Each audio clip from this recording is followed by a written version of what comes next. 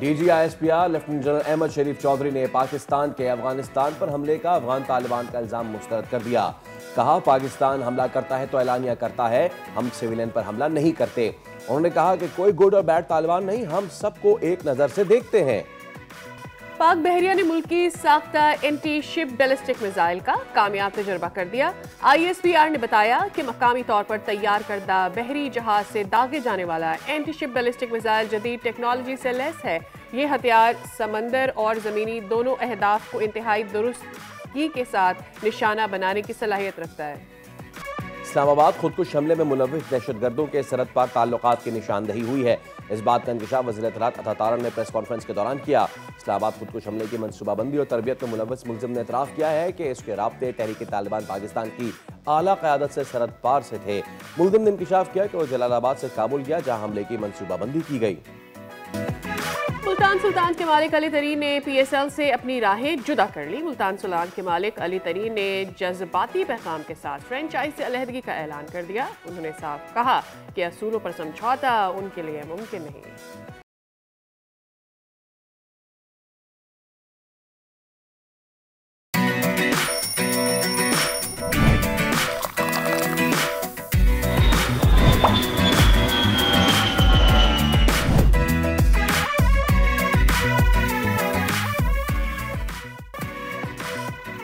अस्सलाम वालेकुम, सुबह खैर। दुनिया बोल है के साथ मैं हूं सैयद फैसल करीम और मैं हूं सादिया सैमसन। उम्मीद करते हैं आपकी सुबह का आगाज अच्छा होगा और आज के शो का हम आगाज दो टोक बयान के साथ कर रहे हैं, जो कि मुल्क की सिक्योरिटी सूरत हाल पर बराह रास्त असर भी डालता है और फैलती अफवाहों पर लाइन भी खींचता है। DGISPR लेफ्टिनेंट जनरल अहमद शरीफ चौधरी ने एक मरतबा फिर सूरत हाल बिल्कुल वाजे कर दी है और ख़ास तौर पर वो मामला जिस पर सोशल मीडिया पर घनगरज जारी थी। साबिक DGISI फैज़ हमीद का कोर्ट मार्शल। DGISPR ने साफ कह दिया कि यह मुकम्मल कानूनी और अदालती अमल है, ना इसमें कोई ड्रामा है ना साजिश है, इसलिए कयास आराइयाँ और गैर ज़रूरी तबसरे बंद होने चाहिए। उन्होंने अफगानिस्तान से मुतालिक एक और बड़ा नुक्ता भी क्लियर कर दिया है। ये बात भी फैल रही थी कि गुज़श्ता शब पाकिस्तान ने अफगानिस्तान में कोई कार्रवाई की है और तर्जुमान ने दो टोक अल्फाज में कहा है कि ऐसा नहीं हुआ है, क्योंकि जब पाकिस्तान कार्रवाई करता है तो ऐलान करके करता है और सबसे अहम, पाकिस्तान कभी भी सिविलियंस को निशाना नहीं बनाता है। बिल्कुल, अफगान तालिबान से भी एक पैगाम, मजबूत पैगाम, दहशतगर्दों के खिलाफ काबिल तस्दीक कार्रवाई करें। हमारा मसला अफगान अवाम से नहीं, मसला उस तर्ज अमल से है जो दहशतगर्दों को जगह देता है। उधर अंदरूनी मुल्क कार्रवाइयों का भी बड़ा अपडेट दिया गया है। 4 नवंबर के बाद से 206 दहशतगर्द हलाक कर दिए गए हैं। खैबर पख्तूनख्वा और बलूचिस्तान में 4900 से ज़ायद ऑपरेशंस कंडक्ट किए गए हैं। एंड रिसेंटली खुदकुश हमलों में इस्तेमाल होने वाले तमाम हमला आवर, जी हाँ, तमाम अफगानी थे। DGISPR ने एक बार फिर याद दिलाया कि पाकिस्तानी कौम और फौज दहशतगर्दी के खिलाफ एक पेज पर है, लेकिन अगर मुस्तकिल कामयाबी चाहिए तो घर को ठीक करना होगा, सिस्टम्स, बॉर्डर मैनेजमेंट, सब कुछ बेहतर करना होगा। बिल्कुल, और एक और बहुत अहम बात यह है कि पाक अफगान सरहद पर जो स्मगलिंग हो रही है और जो सियासी जराइम का गठजोड़ नजर आ रहा है, ये नेटवर्क दहशतगर्दों की सबसे बड़ी ऑक्सीजन लाइन है और तर्जुमान ये कह रहे हैं कि इसे हमें तोड़ना नागुज़ीर है। और आखिर में एक वार्निंग, बैरून मुल्क मौजूद कुछ अकाउंट्स रियासत मुखालिफ बयानियां भी बना रहे हैं। उनकी मॉनिटरिंग जारी है और रियासत इस मामले में काफ़ी संजीदा नजर आ रही है। बिल्कुल, आज के शो में हम इस सूरत हाल के अहम पहलू पर बात करेंगे कि इसके पीछे हकीकत क्या है, क्या सूरत हाल बनती नजर आ रही है, and at this point of time क्या कोई कंफ्यूजन भी है और ये कंफ्यूजन कहाँ से क्रिएट करने की कोशिश की जा रही है। और ये चीज़ एक और अच्छी हो गई फैसल के, क्लैरिटी आ गई। जो कल से हम देख रहे थे, खबरें गर्दिश कर रही थी ट्विटर पर, everywhere people were talking about कि शायद पाकिस्तान ने अटैक किया है, 3 जगहों पर अफगानिस्तान को अटैक किया गया है, फिर वहाँ से खबरें आ रही थी कि जी हमारे सिविलियंस को निशाना बनाया गया है। तो इसकी उपटी आ गई है, ये बहुत अच्छा हो गया है कि now there is no confusion about this. Absolutely.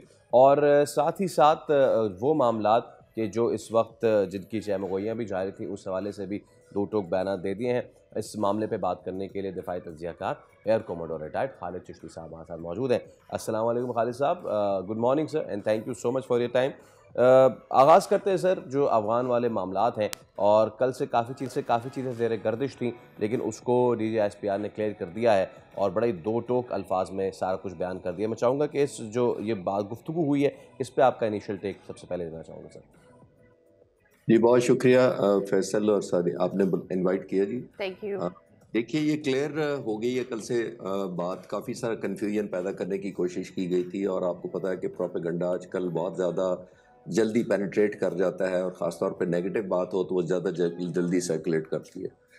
हमारी ज़ाहिर है फोर्सेस का कोई चॉइस नहीं है। मैं अक्सर कहता होता हूँ कि हम वेस्ट साइड पर जो कुछ कर रहे हैं ये एक कंपल्शन है, एक ऑब्लिगेशन है। इसको हम ना सेलिब्रेट करते हैं ना इसमें प्राइड फील करते हैं। ये वो कौम है जिसको 40 साल 45 साल हमने ज़ाहिर है एक जगह दी अपनी। अक्सर अफ़गानिस्तान की तरफ से ये कहा जाता है कि उनको हमें याद कराया जाता है पाकिस्तान को, कि पाकिस्तान को तारीख़ देखनी चाहिए। अफ़गानों ने सोवियट्स को, अमेरिकन्स को, ब्रिटिश को खाली कराया अपनी जगह और एक सबक सिखा कर भेजा। तो मैं अक्सर उसके जवाब में कहता हूँ कि हमारा उससे ममासलत ही नहीं है कोई। वो इस वजह से कि ये तीनों मुल्क या जो भी पावर्स आई हैं ट्रेडिशनली, उन्होंने इनकी ज़मीन पर कब्ज़ा किया या इनके रिसोर्सेज पर कब्ज़ा किया, इनकी ज़मीन छीन ली इनसे। तो हमने तो 45 साल पहले अपनी ज़मीन इनको ऑफ़र की थी। 30 मिलियन अफ़गान रेफ्यूजीज़ देख लीजिए 45 साल से तकरीबन हर फैसिलिटीज़, अपनी एजुकेशन, मेडिकल, हाईवेज़, कारोबार, सब कुछ इनको ऑफ़र किया। तो कोई आई थिंक इनको रियलाइजेशन करवाने का मसला आ रहा है। और अफसोसनाक बात यह है क्योंकि ये बाय डिफ़ॉल्ट एक प्रेशर ग्रुप्स हैं, पावर हब्स हैं, तो ये अपने आप को अभी तक उसी मोड से निकल नहीं पा रहे। और हब के इनको ये समझना चाहिए कि अब वो चाहे दुनिया माने या ना माने, वो एक स्टेट है, यानी एक हुकूमत है।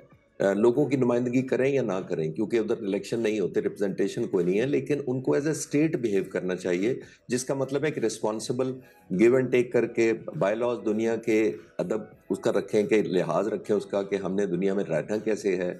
वो समझते हैं कि हम वन ऑफ द ग्रुप्स हैं जहाँ के 18-19 कोई वहाँ के ग्रुप हैं, जो कंट्रोल कर लेता है उसी की होती है और उसकी माइट इज़ राइट है, और पुश एंड पुल एक दूसरे को पावर से करते रहते हैं। इसी तरह वो नेबरहुड में शायद यही करना चाहते हैं। सही। एट द सेम टाइम ये बहुत इंपॉर्टेंट है कि पाकिस्तान में कोई कन्फ्यूजन ना हो, KP के मामलात में वहाँ पर कोई कन्फ्यूजन ना हो।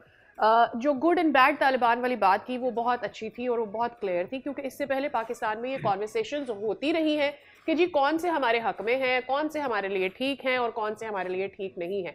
उसकी वजह से एक तो आवाम में क्लैरिटी नहीं आती, दूसरी चीज़ मेरे ख्याल में जब आप अगेंस्ट जाते हैं तो आप खुद भी कंफ्यूज हो जाते हैं कि आपने बात किससे करनी है और किससे नहीं करनी है। जी, आपकी बात बिल्कुल ठीक है कि अफ़सोसनाक बात यही है कि हमारी पॉलिसीज़ कंसिस्टेंट नहीं रही हैं, वेरिएबल रही है हुकूमतों के साथ या वक्त के साथ-साथ या इंटरनेशनल एनवायरनमेंट के साथ। कभी हम उनको सपोर्ट करते हैं और कभी उस तरह नहीं करते, कभी हम डिफरेंशिएट करते हैं। हमें रेज़ोल्यूट और ऑल आउट एक डिटरमिन्ड किस्म की एक फॉरेन पॉलिसी होनी चाहिए, जिसमें हमें पता होना चाहिए कि हमारे नेशनल ऑब्जेक्टिव्स को कौन करता है और कौन नहीं करता है। देखिए अफ़सोसनाक बात ये है कि पूरी दुनिया इनको समझ रही है। अब यूरोप से आवाज़ें आनी शुरू हो गई हैं, आप पढ़ रहे होंगे, और बहुत सारी दुनिया में रियलाइज़ेशन हुई है कि ये डिस्टेबलाइजेशन, लेकिन क्योंकि इसमें एक इंडियन फैक्टर इस दफ़ा ख़ास तौर पर ऐड हुआ है। देखिए हामिद करज़ई, अशरफ गनी के ज़माने में भी इंडियन फैक्टर ज़रूर था। उस वक़्त भी इन्होंने हाईवेज़ बनाई थी, ब्रिजेस बनाए थे, इनको एजुकेशन सेंटर बनाए थे इंडिया ने।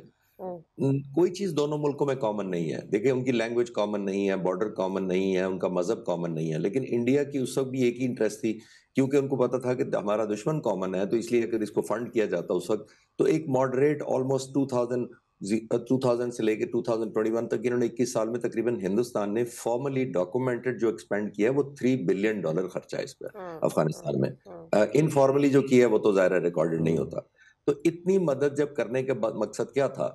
इसका मतलब ही यही था कि एक ऐसी गुडविल क्रिएट की जाए, वेस्ट साइड से कुछ स्लीपिंग जो सेल्स होते हैं टेररिस्ट के, उनको पेनिट्रेट किया जाए, बॉर्डर को इस्तेमाल किया।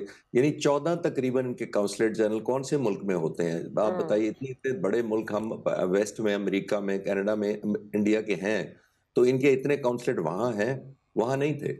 यहाँ अफगानिस्तान में थे, ना वहाँ ट्रेड है कोई, ना अफगानिस्तान का कोई कारोबार है, ना उनकी कोई इंडस्ट्री है, ना उनका कोई एग्रीकल्चर है।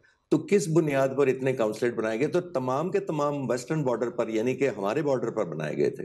तो दैट टेल्स ऑल। बहुत सारे व्यूज को हमें सबको समझ आती है कि क्या मोटिव थे। तो अच्छा, बिल्कुल आपने सही कहा खालिद कि साहब, ये आपने पुराना आपने जो बात की, मैं वैसे तो गुड बैड तालिबान की आपसे सवाल करना चाह रहा था, लेकिन आपने बात इंडियन फैक्टर वाली की है, उससे मेरे जहन में सवाल आया है, the Indian factor over there, recorded $3 billion की इन्वेस्टमेंट, अनरिकॉर्डेड जितनी भी हो, उसका कोई मुकाबला हो ही नहीं सकता 40 साल से जायद की उस मेहमान नवाजी से जो पाकिस्तान ने की है।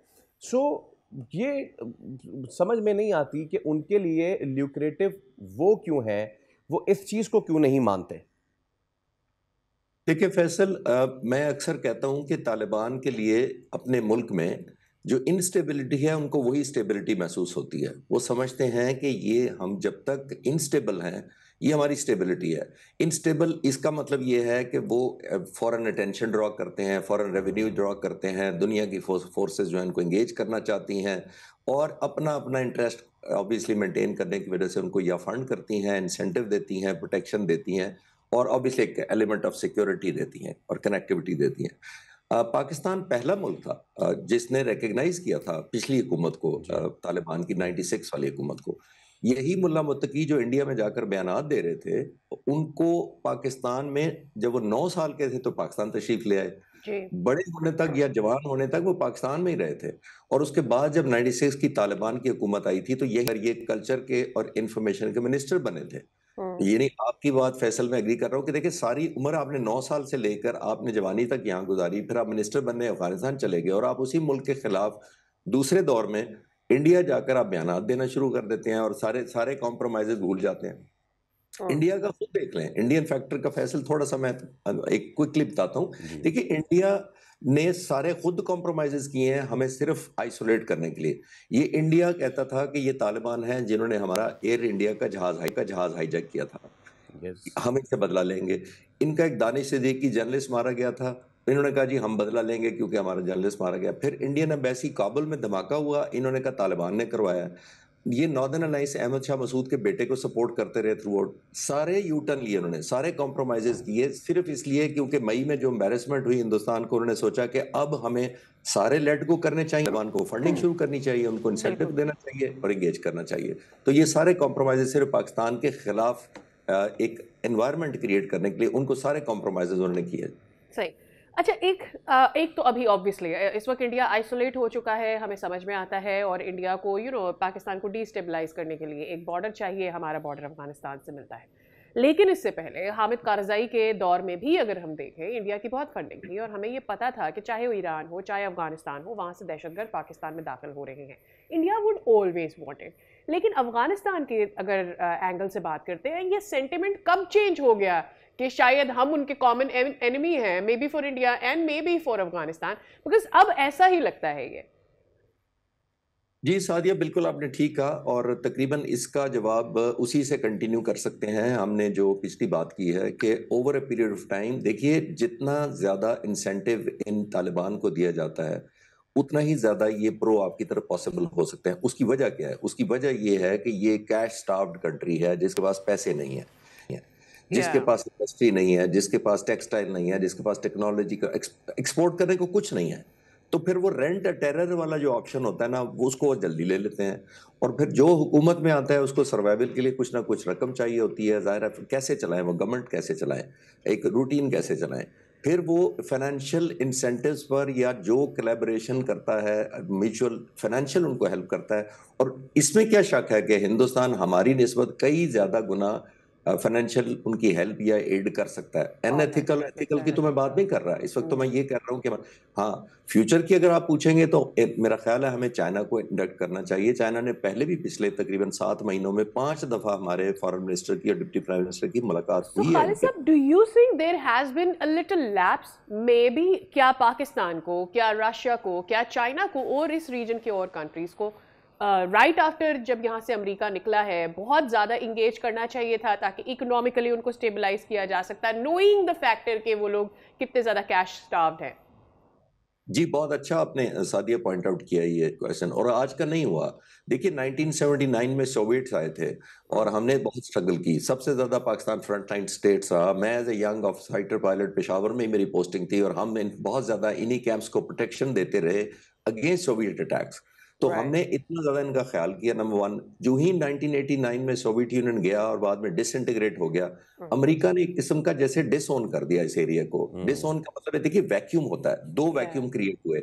एक वैक्यूम क्रिएट हुआ, फाइनेंशियल वैक्यूम क्रिएट हुआ, क्योंकि पहले सोवियत यूनियन लुक आफ्टर कर रहा था, फिर वैक्यूम क्रिएट हुआ तो इनको पैसों की जरूरत थी। दूसरा वैक्यूम क्रिएट हुआ उन मुजाहिदीन के लिए जिनको फंडिंग होती थी, उनको डिसोन कर दिया गया या उनके सोर्सेज खत्म कर दिए गए।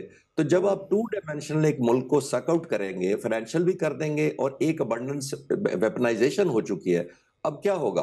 उन्होंने तो किसी तरह रुक करना है, उन्होंने तो सर्वाइवल के लिए कुछ ना कुछ करना है, तो कन्वर्ट कर गए इनटू टेररिज्म और फिर वही पाकिस्तान के खिलाफ हो गया। बिल्कुल आपने ठीक कहा कि ये हर दफा डंप किया गया है इनको, और सबसे बड़ी वजह यही है, एक प्लान्ड, एक ग्रेजुअल डिसएंगेजमेंट होनी चाहिए थी दुनिया की, और रिहैबिलिटेशन को प्लान होना चाहिए था। वो नहीं हुआ। हम सेलिब्रेशन करती है दुनिया का, हमने सोवियत यूनियन को तोड़ दिया, तो वो सेलिब्रेशन बहुत महंगी पड़ रही है दुनिया को। एब्सोल्युटली। इन अ क्रक्स ये अपने जो रिजीम है अपने अवाम के लिए नहीं ये सोचते, ये अपनी जो नॉन रेगुलर टाइप रिजीम है और जो वॉरलॉर्डशिप है उसको किसी तरीके से चलाते रहे, उस पर सोचते हैं। Now coming to DGISPR again Khalid साहब, और जहां उन्होंने बहुत सारी बातें की, वहां पे उन्होंने बहुत सारे लोगों की नज़र से ये गुजरी, लेकिन शायद they didn't took it seriously and it was कोई गुड या बैड तालिबान नहीं है। नाउ इसको हम इस बात को कैसे लें? ये हमारी स्टेट पॉलिसी है और हम इसमें बिल्कुल भी फ़र्क नहीं कर रहे, इसलिए भी बिकॉज हम पे हमला करें तो फिर हमारे लिए कोई अच्छा बुरा नहीं, वो सिर्फ तालिबान है। जी बिल्कुल फैसल, आपने ठीक कहा। देखिए, अगर हम सिलेक्टिव होते हैं तो हम खुद ही डायरेक्शनलेस हो जाते हैं, क्योंकि जब सिलेक्टिव होते हैं तो कोई स्विच करते हुए उनको भी देर नहीं लगती। जिनको आप कभी गुड समझ रहे होते हैं वो लॉयल्टी चेंज कर लेते हैं, और जिनको बैड समझ रहे होते हैं वो आपके करीब आना चाहते हैं। तो आई थिंक ये डायनामिक्स हैं। एक चीज हमें क्लियर होनी चाहिए कि हमने बड़ा पहले ही रिफ्रेन किया है, यानी रिस्ट्रेन दिखाया। रिस्ट्रेन का मतलब यह है जिसके पास पावर ज्यादा होती है, मैं अक्सर कहता हूं कि जिसके पास पावर ज्यादा होती है, पावर टू हर्ट उसी की, या पावर टू डैमेज उसी की पावर टू बार्गेन ज्यादा होती है। जिसका मतलब है कि जो फोर्स पावर ज्यादा रखती है हर्ट कर या डैमेज करने की, उसको नेगोशिएशन टेबल पर एडवांटेज होता है। लेकिन हमने वो पावर टू हर्ट या पावर टू डैमेज यूज ही नहीं की। हमने तो बहुत रिस्ट्रेन किया, well calculated, well thought out और वेल टाइम्ड हमने जितनी ऑफेंस किया उनके खिलाफ वो किया था। मैं आपको बता सकता हूं, मैंने कंफर्म किया फोर्सेस से, तकरीबन 100 टारगेट अगर डिलिबरेट होता था तो 5 और 10 को सिर्फ टारगेट्स को एग्जीक्यूट किया गया, जिसका मतलब ये है कि केयरफुल थे। हम इतने वेल कैलकुलेटेड थे कि ना कोलैटरल डैमेज हो, ना अफगानिस्तान के लोगों को ये फील हो कि हम उनके खिलाफ कुछ काम कर रहे हैं, क्योंकि ये तो एक ग्रुप है जो कंट्रोल कर रहा है, हमने उनको पनिश करना था। अफगानिस्तान के लोगों को तो हमारा कोई मुखालफत नहीं है, हम तो इतना सा प्रोटेक्शन करते हैं। तो I think it's high time कि हम मेंटेन रखें गुड और बैड। जो हमारे खिलाफ आएगा वो बैड है, रिगार्डलेस, इसके में कोई चॉइसेस नहीं होनी चाहिए। ठीक है, बहुत शुक्रिया खालिद चश्ती साहब। It was very insightful to welcome you one more time on the show. तौर पर आपसे बात करके हमें बहुत सारे ऐसे एंगल समझ में आ जाते हैं, एस्पेक्ट्स नज़र आ जाते हैं जो इससे पहले हम नहीं डिस्कस कर रहे होते। वेल, इसके साथ ही हमें लेना है एक छोटा सा ब्रेक। C after this.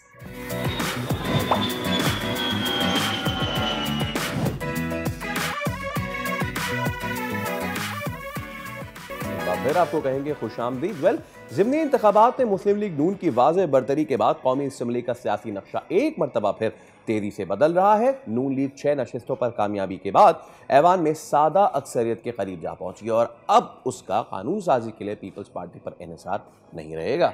लेकिन फैसल, सियासी इस्तेहकाम का ये तासुर अभी पूरी तरह से कायम नहीं हुआ है, क्योंकि ऐवान के बाहर आईनी तरमीम पर एहतजाज की आवाज़ें पहले से ज़्यादा बुलंद हो रही हैं। और इसके पस मंज़र में JUIFA के सरबरा मौलाना फजल रहमान ने 27वीं आईनी तरमीम को यकसर मुस्तरद करते हुए उसे जबरी, जाली और जमहूरी इक़दार के मुनाफी करार दिया है। And his point of view is कि तरमीम बगैर मुशावरत के महज अददी ताकत के जोर पर मंजूर करवाई गई है और इसका बोझ खुद आइन, पार्लियामेंट और इदारा जाती तवाज़ुन पर पड़ सकता है। तो एंकर पर्सन अफसा कोमल हमारे साथ मौजूद हैं, हम उनसे इस मामले में बात कर लेते हैं। अस्सलाम वालेकुम अफसा, और बहुत शुक्रिया आपके वक्त के लिए। Thank you so much for your time. Obviously you're sitting in Islamabad, तो आप ये सारी चीज़ें इस वक्त एक्सपीरियंस भी कर रहे होंगी। सो ज़िमनी इंतखाबात में नून लीग को बड़ी कामयाबी, कौमी असम्बली में हुकूमत को सादा अक्सरियत हासिल हो चुकी है। अब अगर पीपल्स पार्टी किसी भी मौके पर फासले इख्तियार करना चाहे भी तो हुकूमत को सादा अक्सरियत हासिल है। बाकी इत्तेहादियों से मिलकर बिल पास कर सकते हैं। क्या पीपल्स पार्टी पर इन्हिसार ख़त्म हो गया है? जी, एक तरह से तो इन्हिसार ख़त्म हो गया है मुस्लिम लीग नून की हुकूमत का अपनी इत्तेहादी पाकिस्तान पीपल्स पार्टी से, क्योंकि उनको आम अक्सरियत जैसा आपने ज़िक्र किया हासिल हो चुकी है। लेकिन उनको कोई भी आइनी तरमीम करने के लिए तो पीपल्स पार्टी की ज़रूरत पड़ेगी।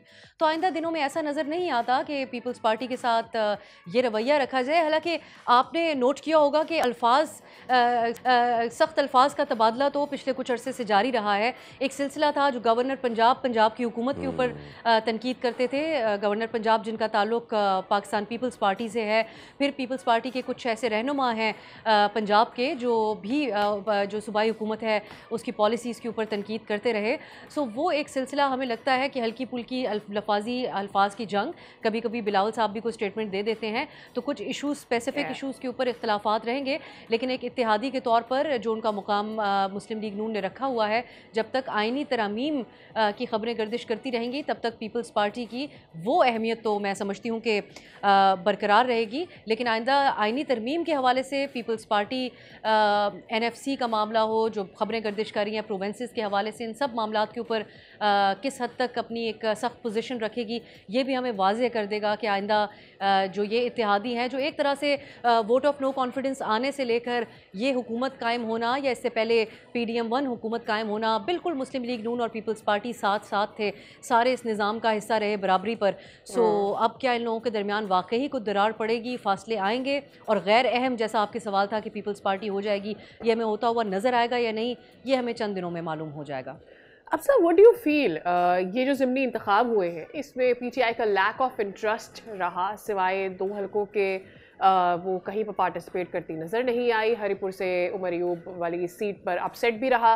क्या लग रहा है, क्या पार्टी की सपोर्ट कम हो रही है, अंदरूनी मामलात हैं, सिचुएशन क्या रही PTI के लिए?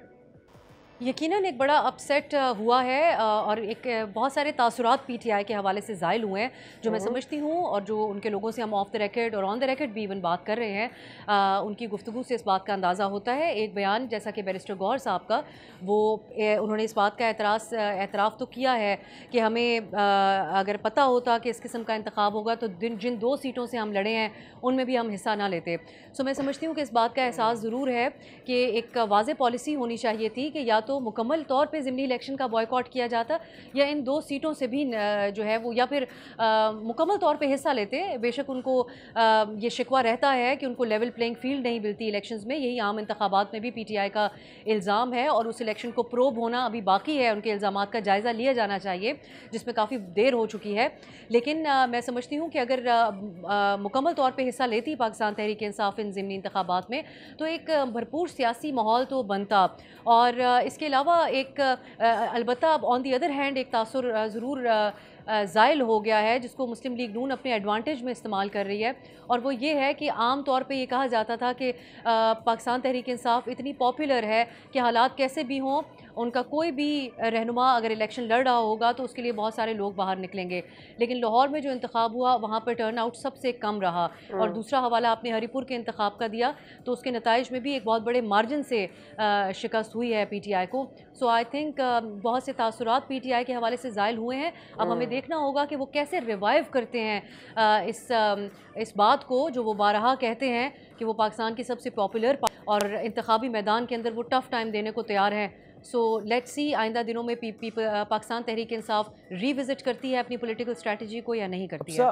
मुमकिन तौर पे 28वीं तरमीम पे भी अब बड़ा शोर है कि आ रही है, आने वाली है, क्या चीज़ें उस पर सामने आ सकती हैं? अब देखिए, NFC अवार्ड तो कोर इशू है ही, इसको एड्रेस करना पाकिस्तान के मफाद में है ही, चाहे वो PMLN हो, PP हो, PTI, कोई भी हो, दुरुस्त करना पड़ेगा, क्योंकि देखिए बजट डेफिसिट को फाइनेंस करने के लिए हुकूमत को कर्ज लेने पड़ते हैं। अब क्या समझती है कि पीपल्स पार्टी हुकूमत का साथ देगी इस मामले में?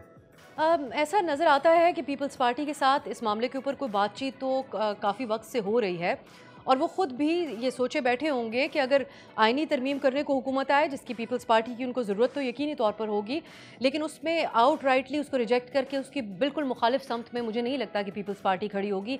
ये हमें अंदाज़ा होता है उनके पिछले कुछ अरसे में, जब से ये डिबेट जनरेट हुई है NFC अवार्ड के हवाले से, तो जो बयानात सामने आ रहे हैं वक्त के साथ उन्होंने भी नोट किया होगा उसकी इंटेंसिटी थोड़ी कम होती जा रही है। पाकिस्तान तहरीक इंसाफ भी अपने दौरे हुकूमत में NFC को रिविजिट करने की बात करती थी, और जैसे दुरुस्त आपने भी निशानदेही की कि मुस्लिम लीग नून भी इस हवाले से आर्ग्यू करती आ रही है और दीगर पार्टीज़ भी इस बारे में बात करती हैं। अब हमें ये देखना होगा कि क्या पाकिस्तान पीपल्स पार्टी किसी दरमियानी रास्ते के ऊपर इतफाक़ करती है कि NFC को ऐसे ही इंटैक्ट रखा जाए, और अगर कोई गैर मामूली सूरत हाल होती है तो उसमें फिर सूबे दिफा और दीगर जो लोन जो कर्ज़ हैं उसकी मद में वफाक की मदद करे, या फिर इंटायरली जो है ये इसको निज़ाम को तब्दील किया जाएगा।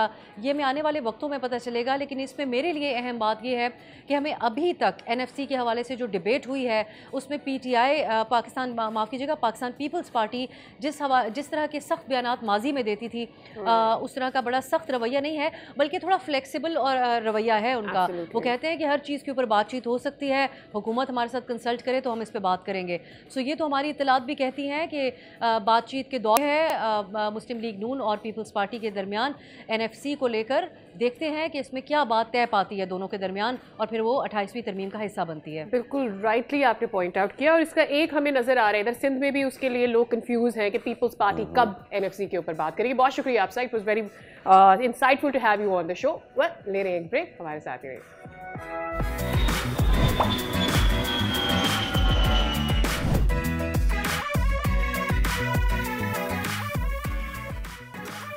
एक बार फिर आपको कहेंगे खुश आमदीद, और पाकिस्तान ने एक और ज़बरदस्त कारनामा सरअंजाम दिया है, और स्नूकर में मोहम्मद आसिफ और अरशद इकबाल ने आलमी स्टेज पर मुल्क का नाम रोशन किया है। दुबई के बाद मस्कत में होने वाली IBSF वर्ल्ड कप के फाइनल में पाकिस्तान की जोड़ी ने हांगकांग को शिकस्त देकर ये एजाज़ अपने नाम किया। शायकीन ने पाकिस्तानी खिलाड़ियों की महारत, उनके सब्र और हौसले की दाद दी है, और मोहम्मद आसिफ ने फैसला कुन लम्हात में सेंचुरी क्लियरेंस के साथ फ्रेम जीता है, और अरशद इकबाल ने आखिरी फ्रेम में 104 का शानदार ब्रेक बनाकर पाकिस्तान को फतह दिलाई है। फाइनल पाकिस्तान ने सेमीफाइनल में भारत और क्वार्टर फाइनल में कतर को भी शानदार अंदाज में हराया। ये कामयाबी न सिर्फ मोहम्मद आसिफ बल्कि अरशद इकबाल के लिए तारीखी है, और पाकिस्तान के स्पोर्ट्स की तारीख में भी सुनहरी बाब का इजाफा हो गया है। पूरी कौम को उनकी शानदार कारकर्दगी पर फ़ख्र है, उनके लिए नेक ख्वाहिशात हैं, और ऐसे में आज हमारे साथ मौजूद हैं द चैम्पियन मोहम्मद आसिफ। आसिफ, अस्सलाम वालेकुम,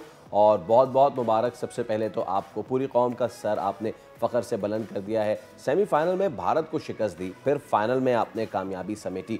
मुकाबला कितना मुश्किल था? कौन सा मैच या मरहला आपके लिए सबसे ज़्यादा चैलेंजिंग रहा? बहुत शुक्रिया, खैर मुबारक। देखें, सबसे पहले तो जाहिर सी बात है कि हमने इंडिया को बीट किया और उसके बाद फिर फाइनल जीता, तो ये मुश्किल मरहला था, लेकिन अल्हम्दुलिल्लाह कि हमने वो बड़ा अच्छा उसमें मैच में कमबैक किया और बहुत अच्छा परफॉर्म किया, और वो मैच हमने अपने नाम कर सके। पाकिस्तानी शायकीन के लिए आपकी ये जीत एक बड़ी खुशी है, और इस कामयाबी का क्रेडिट किसको देना चाहेंगे? खेल के दौरान कौन सी हिकमत अमली आपने अपनाई जिससे आपको लगता है कि फाइनल में आप बढ़तरी उसकी वजह से मिली? जी बिल्कुल, जाहिर सी बात है, ये खुशी जो है मेरी और पूरी कौम की खुशी होती, और बहुत अच्छा लगता है जब पाकिस्तान के लिए हम कोई भी इंटरनेशनल मेडल जीतते हैं, और इसका सेहरा जो है वो मैं समझता हूँ कि ये दुआओं का सिलसिला है, जो कि मेरे माँ बाप हमेशा मुझसे मेरे लिए करते थे। वालिद साहब तो आज अल्लाह का शुक्र है कि हयात हैं, लेकिन वालदा जो है वो दुनिया से कूच कर गई हैं, तो मैं उनको क्रेडिट देता हूँ कि ये उनकी दुआओं का ही नतीजा है कि अल्लाह ताला मुझे बहुत सारी कामयाबी। Obviously Asif, like other sports, Pakistan में स्नूकर का इंफ्रास्ट्रक्चर भी दूसरे मुल्कों के मुकाबले में कमज़ोर समझा जाता है। तो इस सारी सूरत हाल में आपके ख्याल में नौजवान खिलाड़ियों के लिए सबसे बड़ी रुकावट क्या है? जी, पाकिस्तान में स्नूकर का जाहिर से खेल जो है वो दूसरे मुल्कों के मुकाबले कमज़ोर समझा जाता है, लेकिन ऐसा नहीं है। पाकिस्तानी प्लेयर जो हैं बहुत अच्छा परफॉर्म करते हैं और बहुत अच्छा, लेकिन वो जो उनको एकेडमी चाहिए वो हमारे पास नहीं है, और वो जो एक सहूलियात होती हैं खेल की वो हमारे पास ना यानी कि मुयसर नहीं होती, लेकिन फिर भी अल्हम्दुलिल्लाह कि हमारे प्लेयर बहुत टैलेंटेड हैं, जो कि उस हालात में जाकर भी पाकिस्तान के लिए बहुत सारे मेडल जीत रहे हैं। एब्सोल्युटली। ये बताइए कि अभी इंटरनेशनल इवेंट्स कौन से हैं जिनकी तैयारी आप कर रहे हैं? शायकीन मुस्तकबिल में क्या एक्सपेक्ट करें आपसे?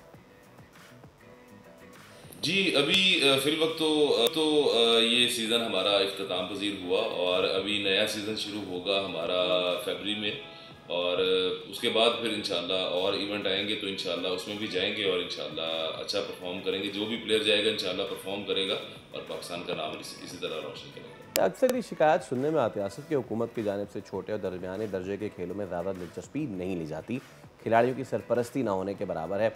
आपको भी ऐसे मसाइल का सामना करना पड़ा और क्या समझते हैं बेहतरी के लिए क्या होना चाहिए? मैं समझता हूँ कि स्पोर्ट्स पे वो ख़ास तवज्जो नहीं दी जा रही जो बिल्कुल देनी चाहिए और ये शिकवा सब गेम्स में जितने भी प्लेयर्स हैं सबका है और बिल्कुल हमारा भी है क्योंकि ना तो हमारे पास कोई प्रॉपर एकेडमी है और ना ही कोई कोच है, ना कोई ऐसी सहूलियात हैं कि हमें ख़ुद से बहुत सारी चीज़ें करनी पड़ती हैं, बहुत सारे टूर्नामेंट जो है वो खुद से मैनेज करने पड़ते हैं। तो अभी ये जो हम ओमान से खेल के हैं इसमें भी हमें खुद से ये अपने आप को स्पॉन्सर करना पड़ा। फाइनेंशियल जो है वो कहीं से नहीं हुआ, गवर्नमेंट ने नहीं पैसे दिए तो हमने खुद से पैसे लगाए और ये टूर्नामेंट खेलने गए और अल्हम्दुलिल्लाह के हम वहाँ पे कामयाब हुए। आसिफ शुक्रिया आपका, एक बार फिर आपको बहुत बहुत मुबारकबाद। और आप लड़ रहे हैं हालात से, the finances and the neglect, लेकिन उसके बावजूद आप हो गए, अफजद हो गए और हमारे स्नूकर के जितने बाकी प्लेयर्स हैं वो बड़ा ज़बरदस्त परफॉर्म कर रहे हैं। आप सबको बेस्ट ऑफ लक, एक मरतबा फिर जीतने पे आपको बहुत बहुत मुबारक, इंडिया को सेमीफाइनल में हराने पे आपको बहुत बहुत मुबारक। So there are double celebrations जब हम इंडिया को हरा के भी आगे जाते हैं एंड ऑब्वियसली कोई जीत रहा है अपने पाकिस्तान मुल्क की रिप्रेजेंटेशन करते हुए तो वो तो एक अहम बात है। पाकिस्तान की रिप्रेजेंटेशन की बात हो रही है, पाकिस्तान के अच्छे इमेज और सॉफ्ट इमेज की बात हो रही है, तो मुझे फैसल से ये पूछना है कि आप कहाँ सैर सपाटे करते फिर रहे हैं? मैं कहाँ सैर सपाटे, मैं कोशिश थी मेरी कि मैं जहाँ गया हूँ वहाँ सिर्फ वहाँ ना रहा हूँ बल्कि वहाँ से निकल जाऊँ मैं। हैदराबाद की मुझे आवाज़ें तो आ रही थी, लेकिन well on the contrary Pakistan railway ने एक अच्छा काम किया सादिया। हाँ, एंड दैट अच्छा काम इज़ ये विजिट करने के लिए गए थे, फैसल गए थे कैंट स्टेशन, क्योंकि वहाँ पर एक पूरा वेटिंग एरिया, सिटिंग एरिया आलीशान किस्म का बनाया गया है एंड मुझे पिक्चर्स देख के तो बहुत अच्छा लगा, but since you went there how was the experience? सिर्फ वेटिंग एरिया नहीं है और भी बहुत कुछ है, तो चलिए आपको दिखाते हैं पाकिस्तान रेलवे ने कराची कैंट की कैसे सिचुएशन, हालात और तस्वीर बदल दी है। चलिए चलें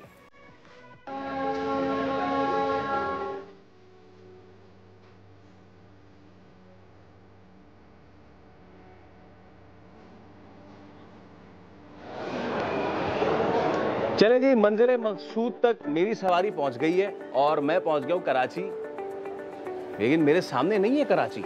ये क्या सीन है?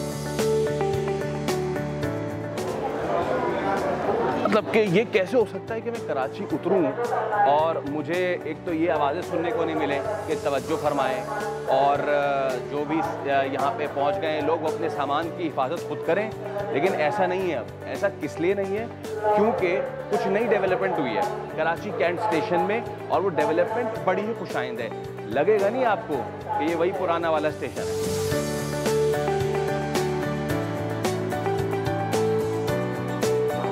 देखा आपने कैसे 1901 से 2025 में आ गए। ओके, ये क्या है? ये है पाकिस्तान रेलवे की कराची वालों के लिए एक बहुत ही ज़बरदस्त फैसिलिटी। आपने एयरपोर्ट वगैरह पे जाके इस तरह की चीज़ें तो एंजॉय की होंगी, लेकिन ये माहौल मैंने अपनी ज़िंदगी में तो कभी कराची कैंट स्टेशन में नहीं देखा था। This is beautiful. ये है वो VIP फर्स्ट क्लास लाउंज। अब क्या क्या है इसमें और क्या ये सिर्फ VIP लोगों के लिए ही है, ये सब डिटेल्स आपको बताएंगे, लेकिन पहले थोड़ी आपको यहाँ की सैर कराते हैं।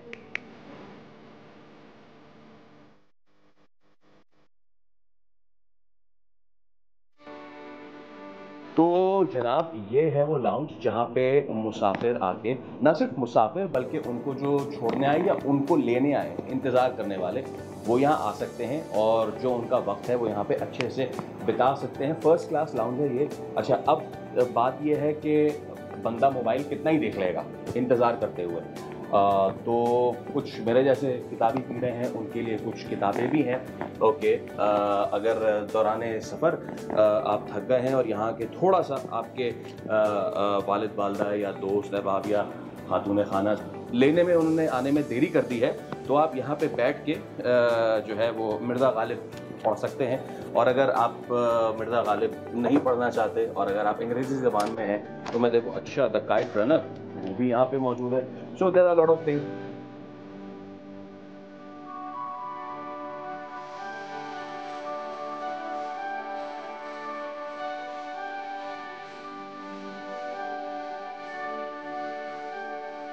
तो आगे लाइन में घंटों पार होने की जरूरत नहीं है, ऑनलाइन भी मिल रहा है टिकट। कैसे आप ये कियोस्क है और यहाँ पे आके अगर आप अंग्रेजी जुबान से आशना है तो उसमें, वरना उर्दू जुबान में तो आप इसमें, और उसके बाद जो है वो बुक टिकट कर सकते हैं, यानी कि अपना टिकट। उसके बाद आप अपना यहाँ पे ये मोबाइल नंबर दर्ज कीजिए, उसके बाद यहाँ पे नाम दर्ज कीजिए और ईमेल अगर आप करना चाहते हैं तो।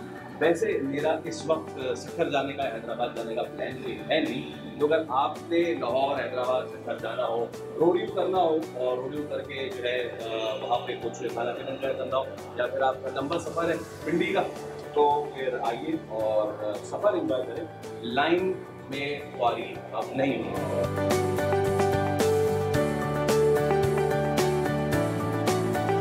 कराची कैंट स्टेशन पे कौन कौन सी सहूलियात मुतारिफ करवाई गई हैं और मजीद क्या कुछ होने जा रहा है, बात की हमने DCO रेलवे जहां बाबर से। इसमें हमने मेनली जो हमारा एम रहा है वो पैसेंजर का स्टेशन एक्सपीरियंस जो है उसको ज़रा प्लेजेंट करना है। ये हमारे मिनिस्टर साहब की विजन के तहत ये हम सारा कुछ इम्प्लीमेंट किया है। जो जिस एंगल से हमने सोचा कि नंबर 1 पैसेंजर्स का जो वेटिंग टाइम होता है वो कंफर्टेबल हो, उसके लिए हमें लाउंजेस चाहिए होते हैं। दूसरी चीज़ ये कि जो पैसेंजर्स आते हैं उनके पास बहुत सामान होता है या उनके साथ बच्चे होते हैं, ज़ईफ़ होते हैं, उनके लिए स्टेयर्स का एक्सेस टू अदर प्लेटफॉर्म्स वो मुश्किल हो जाता है। तो उस एंगल से फिर हमने एक एस्केलेटर यहाँ पे इंस्टॉल करवाया। तीसरी चीज़ हमने ये सोची कि कुछ मुसाफिर होते हैं जिनको इन्फॉर्मेशन ना मिल रही होती है, ना समझ आता है कि कहाँ से मिलेगी, तो उस एंगल से हमने इंफॉर्मेशन डेस्क यहाँ पे सेटअप किया है। Any information you require, reservation से रिलेटेड, आप किसी अपने अजीज़ को लेने आए हैं उससे रिलेटेड आपको इन्फॉर्मेशन चाहिए, कौन सी ट्रेन कहाँ आ रही है, कब आ रही है, आपने ख़ुद जाना है, कौन से प्लेटफॉर्म से आपकी ट्रेन जा रही है, all information is available at that desk. Another thing is कि हमने यहाँ पे सेल्फ सर्विस टिकटिंग मशीन्स लगाई हुई हैं। कोई रिजर्वेशन ऑफिस में नहीं जाना चाहता for booking their tickets, rush होता है, whatever the reason they find this more convenient, उसके लिए हमने TVM मशीन्स रखी हुई हैं। ATM नहीं अवेलेबल था पहले स्टेशन पे, वो आ गया है अब। तो जिस एंगल से हम सोच सकते थे कि मुसाफिर को क्या चाहिए हो सकता है, उस एंगल से हमने उसकी रिक्वायरमेंट्स मीट की हैं।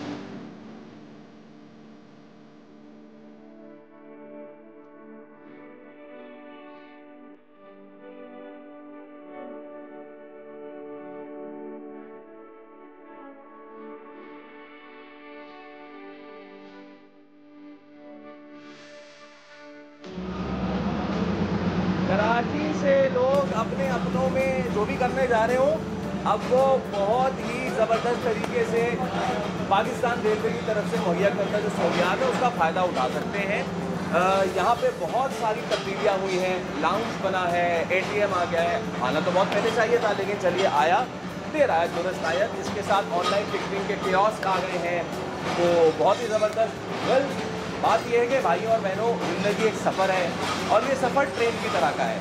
कभी कभी तभी हो जाता है इंतज़ार और कभी कभी ट्रेन आती है और छूट भी जाती है। तो मैं नहीं चाहता कि ये मेरी ट्रेन छूट जाए। मैं आपसे लूँगा इजाज़त बस एक मैसेज के साथ, और वो ये कि कराची से आने वाले अपने अपनों में आएँ और इन सहूलियात का वो भी ख्याल रखें। बस इधर उधर सामान की पीके ना फेंकें। ये डिपार्टमेंट, ये रेलवे, ये हमारा कौमी असासा है, ये मुल्क का असासा है, इसको असासे की तरह इस्तेमाल करें। तो चलिए, खैर नाला खैर नाल जा, बाय।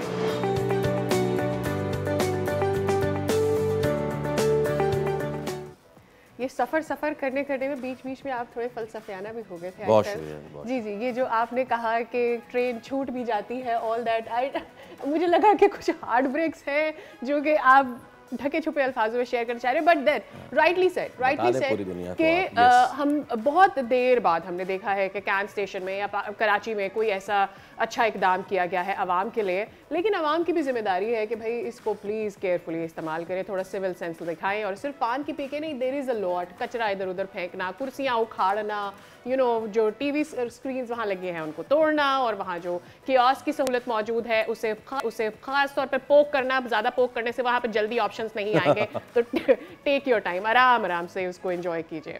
कुर्सियां उखाड़ने की बात कर रहे हैं, हम तो कोट डीजी की तोपे उखाड़ लेते हैं। वेल, इसी के साथ हम एक ब्रेक पे दोबारा हाजिर होंगे। Stay with us.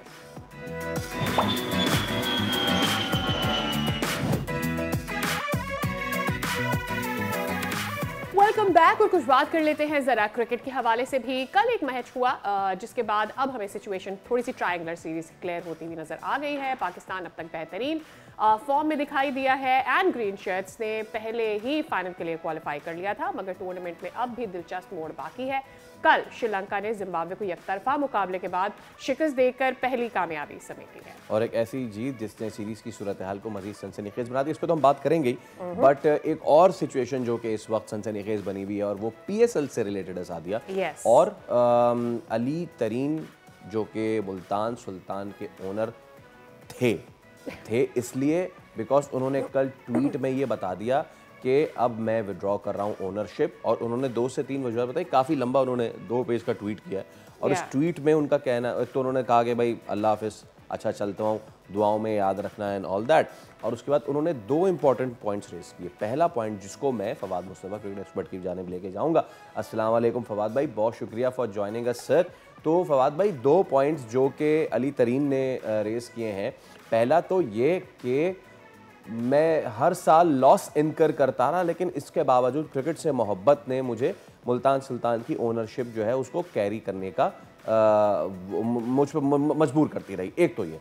दूसरा उन्होंने ये कहा कि जो रिटेंशन लेटर सबको दिया गया 10 साल पूरे होने पे, अगले 10 साल के लिए सारे फ्रेंचाइज ओनर्स को, उन्हें ये दिया ही नहीं गया। एंड उन्होंने ये इल्ज़ाम भी लगाया कि सारा बिल्डअप जो हो रहा था PSL 11 का, मुझे उससे दूर रखा गया। तो फवाद भाई, आफ्टर 10 years ऑफ PSL हम यहाँ आके खड़े हैं कि एक ओनर ने अपनी टीम छोड़ दी है, वो चला गया है। कैसे सम अप करेंगे सिचुएशन को? देखिए, इसमें अगर वो कह रहे हैं कि लॉस होता रहा तो गलती फिर आपकी ही है कि अगर आपने किस प्राइस पे इस टीम को लिया है, क्योंकि बाकी 5 टीमें या उनके ओनर तो बड़ा खुशी खुशी जो भी ऑफर किया PCB ने एक्सेप्ट किया और चीज़ें सारी आगे बढ़ गई।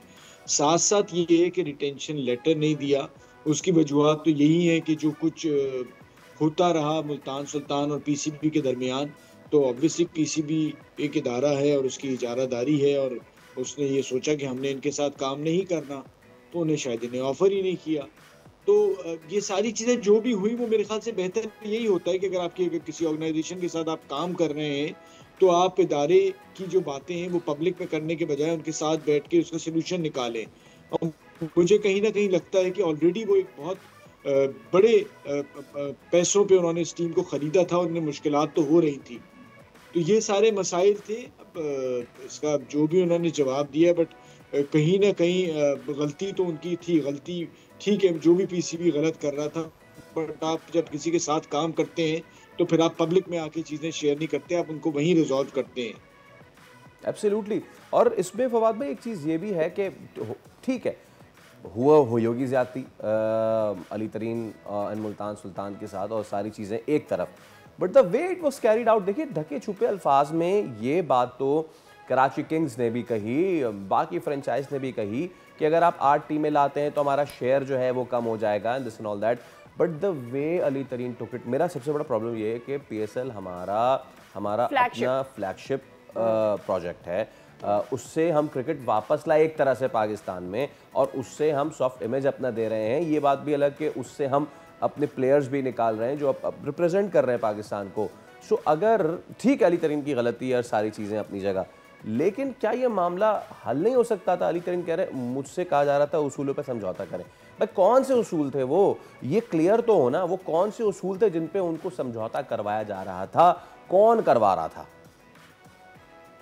देखिए ऑब्वियसली बात तो होती है ना, तो उन्होंने भी कोशिश की होगी कि किसी न किसी जराए के तहत तो वो यही वसूलों पे समझौता यही होगा कि जी जो कुछ आपने पब्लिक में आके कहा है उस पे आप अपोलोजाइज करें और फिर आगे की तरफ बढ़ें, जिसके लिए तैयार नहीं हुए होंगे। क्योंकि देखिए अपनी फेस सेविंग तो पीसीबी ने भी करनी है ना, कि जो कुछ हुआ है, जो कुछ के उनके बारे में ये कहते रहे, सही। और पीसीबी के पास ऑप्शंस हैं, लोग हैं जो टीमें खरीदना चाहते हैं। मैं बिल्कुल इस बात को मानता हूँ कि नुकसान पीसीबी का भी कहीं ना कहीं थोड़ा बहुत हुआ है, पीएसएल का भी हुआ है, क्योंकि अगर नेगेटिव चीजें आती हैं तो उस ब्रांड को नुकसान जरूर होता है।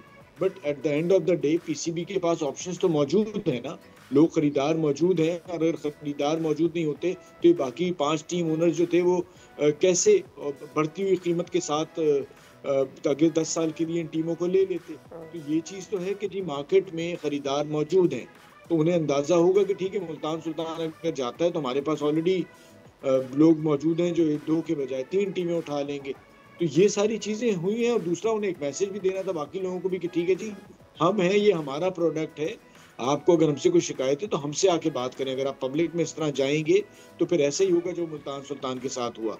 तो दोनों चीजें उन्होंने की, उन्होंने मैसेज भी दे दिया और साथ साथ उन्हें अंदाजा भी है कि ये टीमें जो हैं वो बिक भी जाएंगी। तो ये सारा कुछ सोच समझ के ही किया उन्होंने। बट मैं ये सब मानता हूँ कि जी पीएसएल को जहाँ खड़ी है उससे और कहीं ज्यादा ऊपर होना चाहिए था।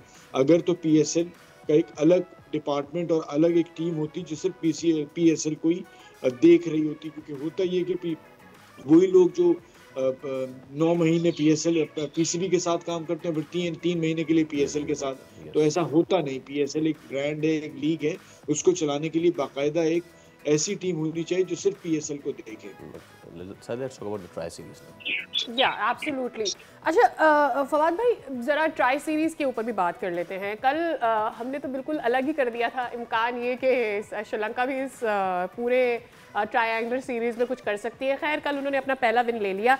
विद दैट ऑब्वियसली जिम्बाब्वे से हम शायद ज़्यादा एक्सपेक्ट कर रहे थे। क्या हमारा टेक है? ऑब्वियसली मुझे ऐसा लग रहा है कि फाइनल में we will be able to put up good. So far Pakistan ने अच्छा शाइन किया है, एवरीथिंग इज़ वेरी गुड। एक तो एक्सपेक्टेशंस आपकी क्या हैं आगे जो मैच आ रहा है हमारा? दूसरा ये हमारा टोटल टेक क्या है इस पूरी ट्रायंगुलर सीरीज से in terms of players who have showed some promising performances?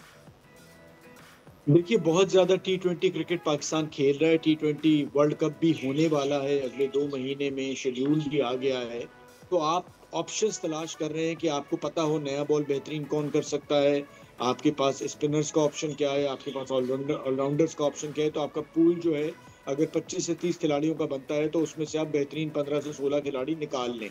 तो ये एक मेरे ख्याल से चीज समझ में आ रही है। जहां तक ये बात है, बहुत से लोग यही कह रहे हैं कि जी कमजोर टीमों के आगे हम परफॉर्म कर रहे हैं, तो हम कमजोर टीमों के आगे हार भी रहे थे। हम जिम्बाब्वे से भी हार रहे थे, हम श्रीलंका से भी हार रहे थे, हम बांग्लादेश से भी हार रहे थे, हम अफगानिस्तान से भी हार रहे थे। तो पिछले 30 दिनों में अगर आप देखें तो ओवरऑल आपने बहुत बेहतरी नजर आई है। आप साउथ अफ्रीका के अगेंस्ट जैसे खेले और उसके बाद फिर श्रीलंका से जीते, फिर ये ट्राई सीरीज के फाइनल में मोस्ट प्रॉब्ली नजर यही आ रहा है कि आप फेवरेट ही हैं जीतने के लिए। ऑन द अदर हैंड अगर आप देखें तो जिस तरह से अभी मैं टेस्ट मैच देख रहा था, इंडिया स्ट्रगल कर रहा है और अपने ही मुल्क में दूसरा टेस्ट मैच हारने जा रहा है। बहुत मुश्किल होगा इंग्लैंड इंडिया के लिए बचाना, और जो कुछ वहां पर अब चीजें शुरू हो गई हैं, तो आप देखें कि अब वो भी जो एक बहुत बड़ी बड़ी बातें और सारी चीजें हो रही थी, तो वहां भी अब मसाइल शुरू हो गए। और ये वर्ल्ड कप से पहले अगर ये मसाइल रहते हैं तो फिर आपको एक ऑप्शन जरूर मिल जाता है कि आप बेहतर तैयारी के साथ जाएं। और वो जो कहा जाता है कि जी वर्ल्ड कप में पाकिस्तान नहीं हरा सकता या नहीं जीत सकता, तो मुझे लगता है कि पाकिस्तान इस बार बेहतर। लेकिन फवाद भाई ये आप अच्छी चीज़ पे ले आए हमें।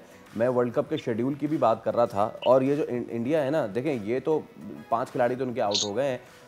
लेट्स सी कि वो कहाँ तक चलते हैं। जब उन्होंने कंडीशंस अपनी तरह की नहीं बनाई तो फिर वो स्ट्रगल कर रहे हैं। कंडीशन सिर्फ पिच की नहीं, कंडीशन ग्रुप में रखने वाली दूसरी टीमों को और बाकी सारी चीज़ें आपको पता है ना वो किस तरह से चलता है चीज़ें।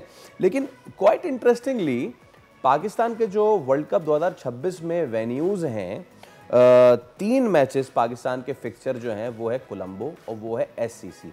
अभी एससीसी ग्राउंड जो है वो प्रीडोमिनेंटली टेस्ट वेन्यू है, प्रीडोमिनेंटली टेस्ट वेन्यू, और वहाँ पे इतने ज़्यादा तो हुए ही नहीं है T20s, सिर्फ 2 T20s हुए हैं, और वो भी जो हुए थे पिछले 20 साल में, वहाँ 19 टेस्ट मैच हुए हैं और कुछ 2 T20s हुए हैं।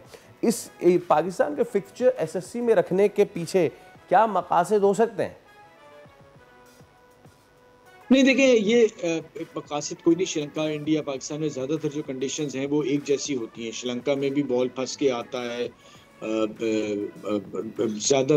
ज़्यादातर लो स्कोरिंग मैचेस होते हैं। तो इंडिया ने जो भी प्लान किया होगा, प्लान तो ऑब्वियसली इंडिया ने अपने लिए सोचते समझते किया होगा, बट मुझे लगता है कि श्रीलंका में, क्योंकि अब आप जा भी रहे हैं, आप वहाँ पर T20 सीरीज भी रख ली, तो आप उन कंडीशंस को बेहतर तरीके से रखेंगे। मेरा सवाल सिर्फ इंडिया से है कि जब आपने हाथ नहीं मिलाना है और आपने पाकिस्तान से खेलना नहीं है, तो ये आपकी मर्जी के बगैर तो एक ग्रुप में पाकिस्तान नहीं आ सकता ना। तो ये जो मुनाफकत है, इसे खत्म होना चाहिए। अगर आप वाकई पाकिस्तान के अगेंस्ट नहीं खेलना चाहते या आप इतना बुरा समझते हैं कि हाथ भी ना मिलाया जाए, तो प्लीज बराए करम ये खेल खत्म किया जाए कि जिसमें आप पाकिस्तान को अपने ग्रुप में रखते हैं। आपने कल मैं देख रही थी फवाद भाई, पूरे एक इंडियन मीडिया की जानिब से क्रिकइन्फो पर जगह जगह पर हमने देखा पाकिस्तान इंडिया मैच किस दिन होने जा रहा है T20 वर्ल्ड कप का, इसकी मशहूरी अभी से होना शुरू हो गई है।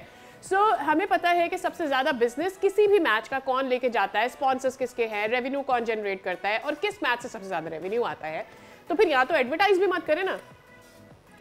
नहीं, तो एडवर्टाइज भी मत करें, खेलें भी नहीं, अगर आपने ये रवैया रखना है, क्योंकि आप खेल को दूसरी तरफ लेके जा रहे हैं। असल में एक सियासतदान जब आईसीसी को चलाएगा तो फिर यही होगा ना, उसका खेल से ताल्लुक ही नहीं है, उसे अंदाजा ही नहीं है कि स्पोर्ट्समैन एक होता है, उसमें 25 लड़ाइयाँ दुश्मनियाँ बहुत सारे मुल्कों में रही हैं, लेकिन ये कतई नहीं होता कि खेल के मैदान में आप हाथ ना मिलाएं। ये इंतहाई एक बेहूदगी समझा जाता है कि ये रवैया जो होता है। और आप देख लें कि आप जूनियर टीम्स को देख लें, सीनियर टीम्स को देख लें, ये सिर्फ और सिर्फ बीसीसीआई और क्रिकेट में हो रहा है, बाकी खेलों में तो नहीं हुआ। इंडिया हॉकी में पाकिस्तान से खेला तो उसमें तो ये रवैया नहीं रहा, और बाकी चीजों में जहां जहां देखा गया ऐसा नहीं हुआ। बट अभी वुमेन ब्लाइंड क्रिकेट टीम के मैच में दोनों ने हाथ मिलाया सर। जी बिल्कुल, तो वो उनमें असल में इंसानियत ज्यादा है ना। वो मेरे ख्याल से इंडिया की जो वो लड़कियां हैं, बच्चियां, उन्होंने कहा होगा कि जी हम ये जो आंखों से देख सकते हैं हमारे क्रिकेट बोर्ड के लोग, हम उनको दिखाना चाह रहे हैं कि इंसानियत पहले होती है, बाकी चीजें बाद में होती हैं। और अगर इतनी ही दुश्मनी होती है तो पैसों के लिए अपने आप को बेचा नहीं जाता। फिर आप पैसों के लिए अपने आप को बेचते क्यों हैं? आप क्यों खेल रहे हैं पाकिस्तान से?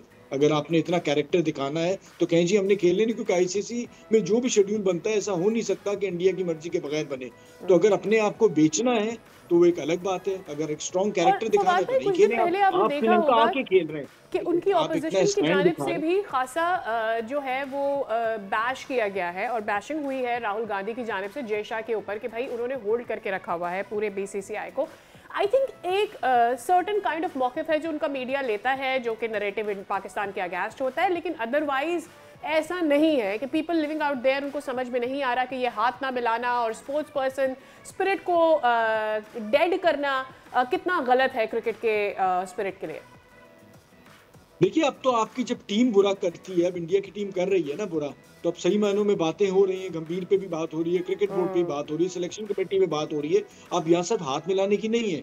आपने शामी को बाहर कर दिया, आपने रोहित को बाहर कर दिया, आपने कोहली को बाहर कर दिया, आप सरफराज खान जिसका 60 का एवरेज है वो आपकी टीम में नहीं आ पा रहा। तो ये जो रवैया है उसका नुकसान इंडिया को ज्यादा हो रहा है हमसे ज्यादा।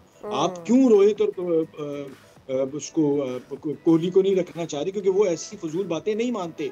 आपको उस किस्म के गुलाम क्रिकेटर्स चाहिए होते कि जो आपकी इन फजूल बातों पे अग्री करें और ये बेहूदगी करें कि हाथ ना मिला के। मतलब कमाल है। यानी कि सूर्या कुमार यादव का आप कह रहे थे। अच्छा, जरा टेस्ट मैच की भी बात कर लेते हैं फवाद भाई। 5 खिलाड़ी आउट हो गए हैं, ऑल्दो आखिरी दिन है और एक गुवाहाटी में एडवांटेज इंडिया को इस वक्त ये होगा कि पिछले 4 दिनों से जो आखिरी सेशन का खेल है वो बर्बाद हो रहा है, बट स्टिल मेरे ख्याल से 5 अच्छी गेंदों का ये गेम रह गया। अब देखिए, इंडिया ज्यादातर चांसेस हैं कि यहाँ से वापस नहीं आ सकता और हारने के भी वसी चांसेस है। बट सवाल ये है कि इंडिया की बैटिंग किस तरह से परफॉर्म कर रही है। कोई तसव्वुर करता था कि इंडिया स्पिनर्स के खिलाफ इस तरह स्ट्रगल करेगी? हमने न्यूजीलैंड के अगेंस्ट देखा जब एजाज पटेल ने मसला किया, उसके बाद साउथ अफ्रीका ने जिस तरह परफॉर्म किया, तो उनको भी वही चीजें हर्ट कर रही हैं जो T20 क्रिकेट और साथ में उनकी सिलेक्शन। सरफराज खान ने अपना वजन कम किया, उसका 60 से ऊपर का एवरेज है, तो उनकी सिलेक्शन कमेटी अजीज आकर और साथ साथ गौतम गंभीर जिस तरह से इंडिया को लेके जा रहे हैं, उन पर तनकीद शुरू हो गई और जायज है बिल्कुल कि वो अपने पर्सनल एक तरह से कुछ खिलाड़ियों के साथ हो गए हैं, तो उसका नतीजा यही निकलता है। और जब आप इस तरह का रवैया करते हैं तो फिर यही कुछ होता है जो इंडिया के साथ हो रहा है। मेरे ख्याल में फवाद भाई, it is more to do with over confidence of Indian team too against South Africa. जी बिल्कुल, और मैं साथ ये सवाल करूंगा, हमारे यहाँ भी साबिक क्रिकेटर्स बात कर रहे थे जब साउथ अफ्रीका को हमने 1-1 सीरीज मारी, तो भाई यही कंडीशन थी, उन्होंने भी स्पिनर्स के हवाले से विकेट बनाई थी और हमने सीरीज बराबर की और बाकी जो वाइट बॉल क्रिकेट में हमने बेहतर परफॉर्म किया। तो हमें भी ना इन चीज़ों पे जब हम अच्छा करते हैं तो उसका उतना ही क्रेडिट लेना चाहिए। और हम जब इंडिया की बात कर रहे थे, दुनिया की टॉप टीम, बेहतरीन टीम, आप देखें उन्हीं कंडीशन पे इंडिया स्ट्रगल कर रहा है और आपने सीरीज बराबर करके साउथ अफ्रीका को भेजा है, तो आपने बेहतर क्रिकेट खेली। तो अपनी भी टीम को, अपने बोर्ड को जब अच्छा करे तो उसकी तारीफ करनी चाहिए, करना चाहिए। मेरे ख्याल में इंडिया के लिए तो अब टॉप टीम के बजाय फेवर्ड टीम इस्तेमाल करना चाहिए। लफ्ज़ बहुत शुक्रिया फवाद भाई, it was wonderful to have you on the show and talk about cricket, और डेफिनेटली बहुत इंसाइटफुल और बहुत मददगार होता है। नए साल पे कहाँ जा रही हैं आप? नए साल पर मैं जाना चाहूंगी न्यूयॉर्क, अगर मेरे पास पैसे बन पाए फैसल। चलें, ये अच्छी बात है, लेकिन जो जाएगा वो देखेगा द न्यू कॉन्स्टलेशन बॉल। इस्तकबाल की नए साल की तैयारियां न्यूयॉर्क में जारी हैं और जो नई कॉन्स्टलेशन बॉल है उसकी शानदार रोनुमाई हुई है। नया साल 2026 के आगाज़ के लिए टाइम्स स्क्वायर में न्यू ईयर्स जो ईव बॉल है, कॉन्स्टलेशन बॉल, उसकी शानदार रोनुमाई कर दी गई है और तस्वीर आपके सामने कितनी खूबसूरत है फैसल ये। I mean it's so wonderful, so colourful and everything. इसमें लाइट्स कितनी ज़्यादा इस्तेमाल की गई हैं और अपनी नौयत का ये नवा और अब तक का सबसे बड़ा न्यूयॉर्क न्यू एयर्स बॉल है। ये रिवायत 1907 से जारी है और हर साल एक नया डिज़ाइन पेश किया जाता है। 5,500 किलो वजनी इस जगमगाती गेंद का जो ओवरऑल रकबा है वो 12,500 मीटर बताया जा रहा है। अच्छा, और सबसे बड़ी बात ये है कि ये बॉल जो है एक रिप्रेजेंटेशन बन गई है न्यूयॉर्क के लिए, you know, and representation of every new years ball, जहाँ पर कलर्स भी होते हैं, लोग इसे देखने आते हैं। सबसे अच्छी चीज़ ये है कि उन्होंने इसको ऐड कर दिया है, मतलब हर दफ़ा इसके अंदर कोई जिद्दत लेकर आते हैं, इसे कलरफुल बनाते हैं, उसको एक टूरिस्ट स्पॉट बना दिया है। So people come and watch this ball. I think Pakistan में भी इस तरह के इनिशिएटिव्स होने चाहिए जहाँ पर हम इस तरह के स्पॉट्स बनाएं, लोग आएं, विजिट करें। कराची में इस तरह की कोई है activity Sadia? I can't recall right now. सारी लाइट लाएंगे कहाँ से हम लोग? कॉन्स्टलेशन बॉल में हम डालेंगे। अच्छा, मुझे ऐसा लग रहा है पाकिस्तान को बिल्कुल अंडर एस्टिमेट नहीं करना चाहिए हमें, लेकिन मुझे ऐसा लगता है आइडियाज को इम्प्लीमेंट करने का फुकदान हमें जरूर नजर आता है। भाई हम अपने प्लेटफॉर्म से ये मेयर कराची मुल्क साहब आपको कहते हैं कि इस तरह की कोई छोटी मोटी कोई इस तरह की होनी चाहिए। सिर्फ हमें यू नो हम सिर्फ जो है वो आतिशबाजी ना करें, हम सिर्फ पटाखे वटाखे ना फोड़ें। There should be new things and चलिए एस्थेटिक सेंस होना चाहिए, नए आइडियाज आने चाहिए। एक्सपेरिमेंट्स कभी फेल होते हैं, कभी पास होते हैं, जो पास हो जाते हैं हम उन्हें कंटिन्यू कर लेते हैं। एब्सोल्युटली, और कंटिन्यू कर रहे हैं शो को, लेकिन इस ब्रेक के बाद हमारे साथ रहिए।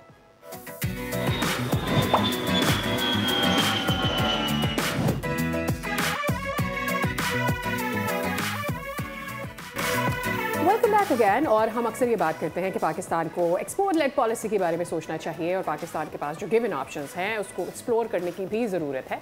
ऐसे में एक अच्छी खबर यह है कि पाकिस्तान ने बांग्लादेश को 1 लाख टन चावल बरामद करने की तैयारी मुकम्मल कर ली है और ट्रेडिंग कॉर्पोरेशन ऑफ पाकिस्तान ने इस मकसद के लिए बाज़ाब्ता टेंडर जारी कर दिया है। इसमें कम से कम 25,000 टन और ज़्यादा से ज़्यादा 1 लाख टन चावल की खरीदारी शामिल है। कराची पोर्ट के जरिए ये चावल बरामद किया जाएगा और कॉन्ट्रैक्ट अवार्ड के 45 दिनों के अंदर तरसील लाजमी होगी। तिजारती माहिरीन के मुताबिक ये बरामदात ना सिर्फ पाकिस्तान की ज़राअत के लिए अहम है बल्कि इंटरनेशनली भी अगर देखा जाए तो इंटरनेशनल मंडी में पाकिस्तानी चावल की जो मुसावकत है उसको भी मुस्तहकम करेगी। और पाकिस्तान के चावल पर बरामदात में माली साल 2026 की पहली सहमाही में मजमूई तौर पर 28% कमी देखी गई, जिसमें बासमती चावल की बरामदात 45.5% और नॉन बासमती 22.1% कम हुई थी। इस सब पे हम बात कर लेते हैं। हमारे साथ आज उस मामले पे बात करने के लिए मौजूद हैं जावेद जिलानी साहब, आप सीनियर नायब सदर पाकिस्तान राइस एक्सपोर्टर्स एसोसिएशन हैं। जावेद साहब अस्सलाम वालेकुम, बहुत शुक्रिया आपके वक्त के लिए। जावेद साहब, बांग्लादेश को ये चावल भेजना, बरामद करना, कैसे देखते हैं इसको? क्या असरात पड़ेंगे इससे हमारी इस इंडस्ट्री पे? जी, पहले तो बहुत बहुत शुक्रिया कि आप हमेशा मौका देते बात करने का।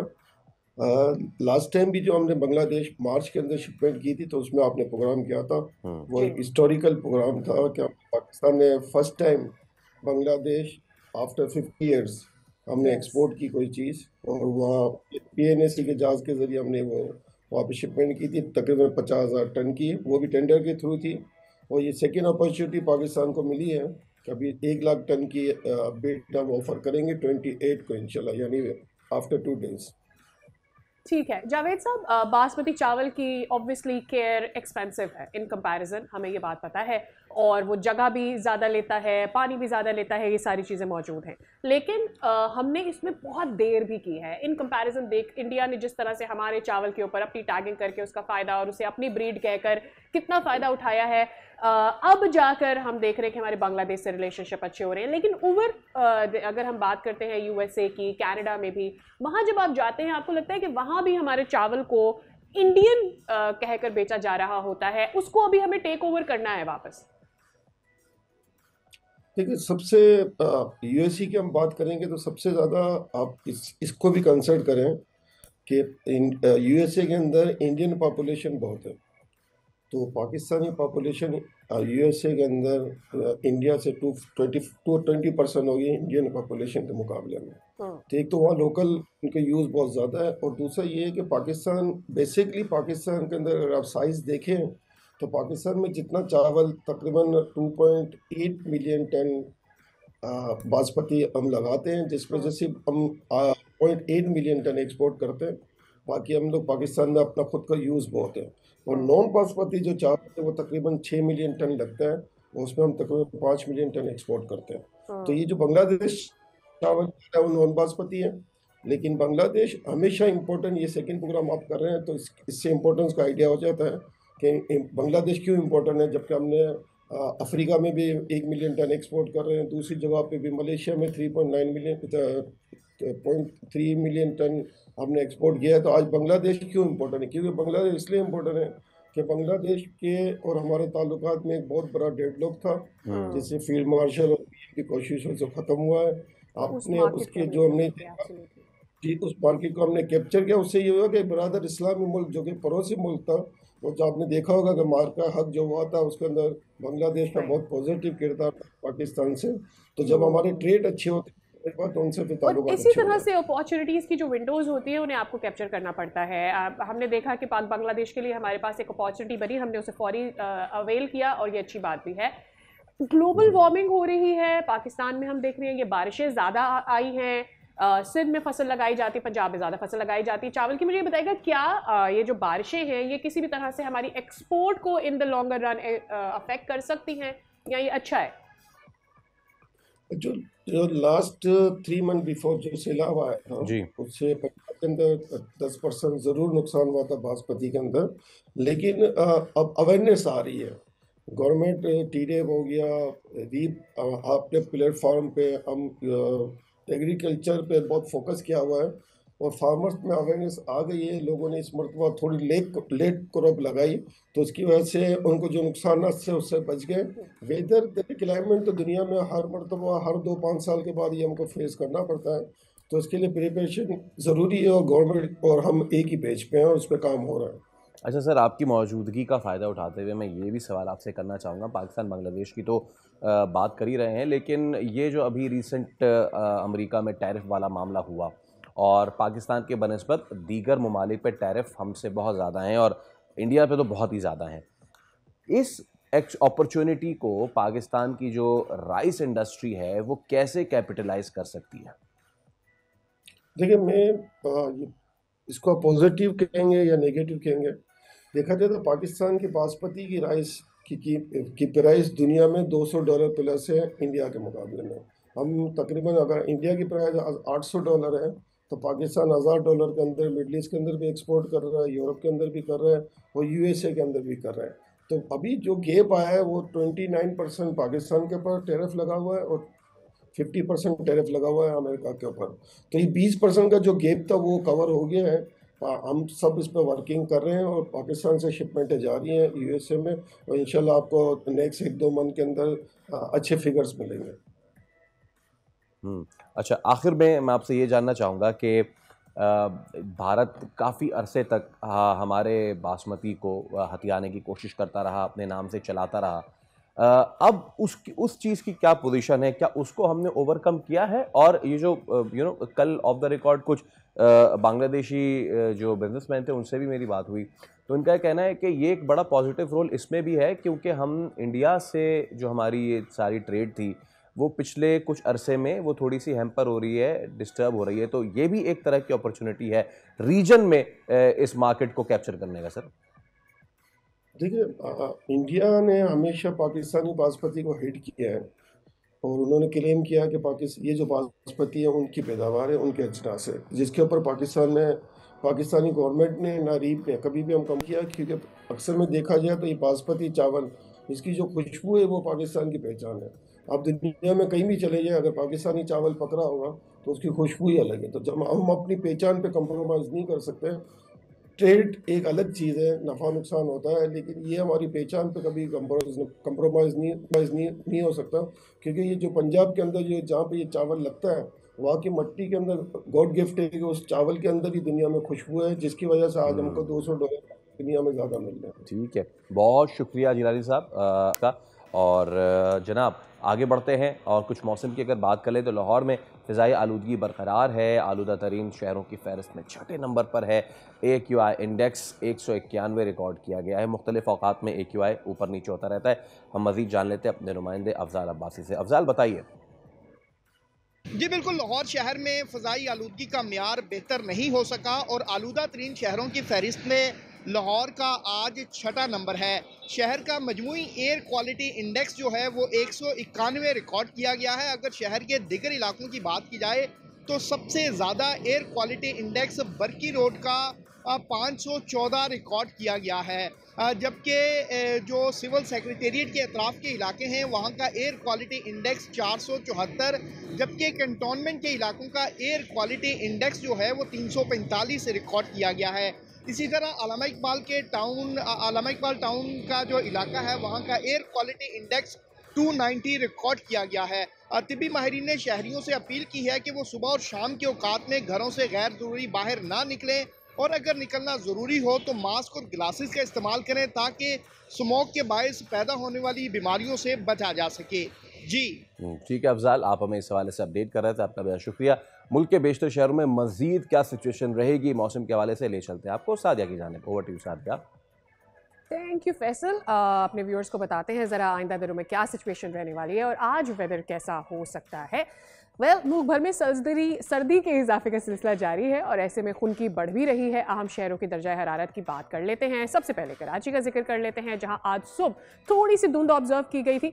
कम से कम टेम्परेचर जो है यहाँ पर 16 और ज़्यादा से ज़्यादा 30 डिग्री सेंटीग्रेड एक्सपेक्ट किया जा रहा है, जबकि क्वेटा में सर्द हवाओं के साथ मतलब धुंध में मतलब अबरालूद रह सकता है और कम से कम दर्जा हरारत जो है वो -2 तक जा सकता है। That's a little late for Quetta but at least we are hitting in the minus. Quetta में पिछले कुछ अरसे से हम देख रहे थे कि ये टेम्परेचर भी इतनी जल्दी नहीं आ पा रहा था। मुल्तान का जिक्र कर लेते हैं, जुज़वी तौर पर यहाँ पर मतलब अबरालूद रहने का इम्कान है और कम से कम दर्जा हरारत 10 रहेगा, जबकि ज़्यादा से ज़्यादा 26 तक जाने का इम्कान है।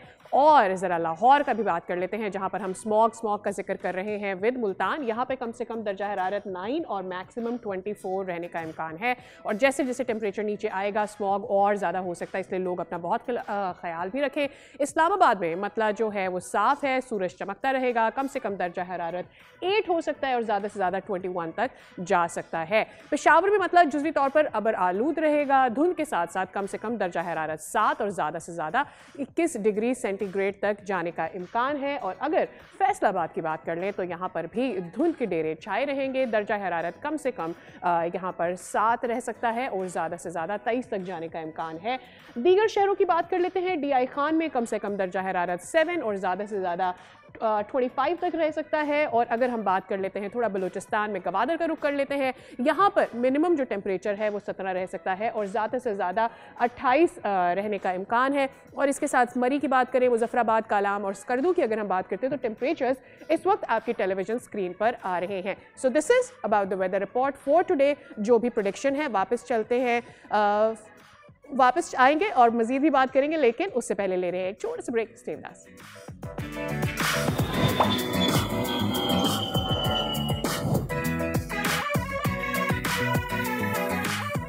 कहेंगे एक बार फिर खुशामदीद। जैसे जैसे मौसम तब्दील होता जा रहा है वैसे वैसे बीमारियां जो हैं वो भी करवट ले रही हैं और अब जो इन्फ्लुएंज़ा है वो भी जो है इस वक्त हो रहा है। लेकिन बिफोर हम ये डिस्कस करें कि पाकिस्तान में क्या सिचुएशन है, सादिया, बर्ड फ्लू की एक तशवीशनाक नई पेशरफ सामने आई है अमेरिका में।